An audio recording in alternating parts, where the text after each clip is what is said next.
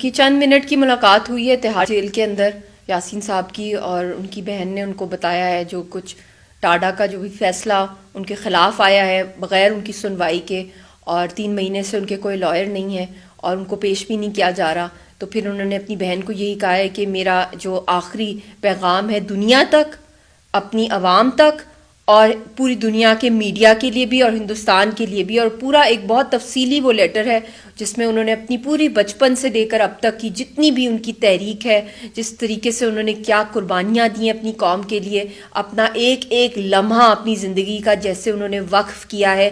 آزادی کے لیے کشمیریوں کی اور پرامن حل کی طرف کے لیے، اور ان کو جس طریقے سے ہر دفعہ ہندوستان نے دھوکہ دیا ہے، اور اس لیٹر کے اندر انہوں نے جو بھی پیغامات دیے ہیں یہ بہت دکھی لیٹر ہے، اور میں تو ان کو ابھی بھی چاہوں گی کہ وہ اس بھوک ہڑتال پہ نہ جائیں۔ وہ نہ صرف کشمیری قوم بلکہ پوری دنیا کے لیے ایک رول ماڈل ہیں، اور میرے شوہر ہیں، رضیہ سلطانہ کے والد ہیں، اور ہماری فیملی جو ہے ہم لوگ تو تباہ ہو جائیں گے، ہم مر جائیں گے اگر اس طرح کچھ ان کو ساتھ ہوا، اور جو کچھ جس کرب سے وہ اس وقت گزر رہے ہیں ان کے ساتھ اس وقت جو ظلم ہو رہا ہے، میں کہتی ہوں کہ پورا آسمان اور زمین جو ہے وہ بھی ہل جائے گی، جو ظلم جس صبر سے وہ مقابلہ کرے، اور ہر دم ہندوستان جو ہے وہ ان کو توڑنا چاہتا ہے، ان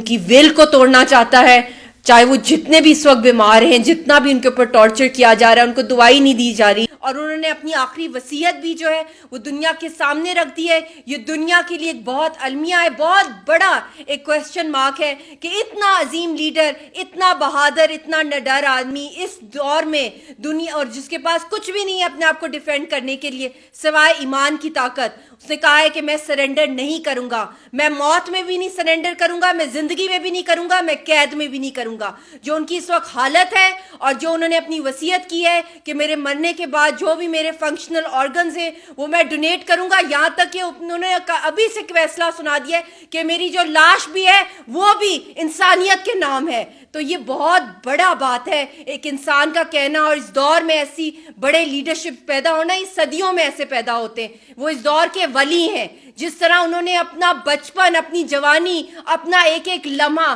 لوگ ایک دفعہ مر جاتے ہیں، وہ روز مرے ہیں اپنی قوم کی آزادی کے لیے۔ اتنا ظلم، اتنا جبر آج تک کسی بھی تحریک آزادی میں نہیں دیکھا ہوگا، اور مسلسل بچپن سے ان کے ساتھ ہو رہا ہے۔ تو میں اپیل کرتی ہوں دنیا سے کہ ابھی بھی موقع ہے، آپ لوگ اٹھ جائیں، انسانیت، حق اور سچ کے اوپر اٹھ جائیں۔ آپ دیکھیں گے کہ پوری دنیا کتنی خوبصورت ہو جائے گی جب ایک سائڈ پہ اتنا ظلم ہو رہا ہے، دوسری سائڈ پر آپ لوگ اپنی حفاظت کی بات کرتے ہیں۔ کیسے؟ پوری دنیا گول ہے، یہ گلوبل ولیج ہے، آپ کب تک اس لاوے کو جو ہے وہ روکیں گے؟ یہ پھٹے گا، اور یہ لوگوں کی آہیں پکارے ہیں جن کو ایک پوری قوم کو 7 مہینے سے جو گونگا بہرا کر دیا ہے، جیسے وہ دنیا میں ہے ہی نہیں، وہ اس پلانٹ پر ہے ہی نہیں۔ تو ہم لوگوں کو جاگنا ہے۔ میں یونائٹڈ نیشن سے بھی اپیل کرتی ہوں، پورا ورلڈ آرڈر چینج ہو گیا ہے، concert of Europe, league of nations, United nations, کہاں دنیا جا رہی ہے اس وقت؟ انسانیت کو بچائیں۔ اگر انسان، ایک ایک انسان آپ کے لیے پریشس ہے،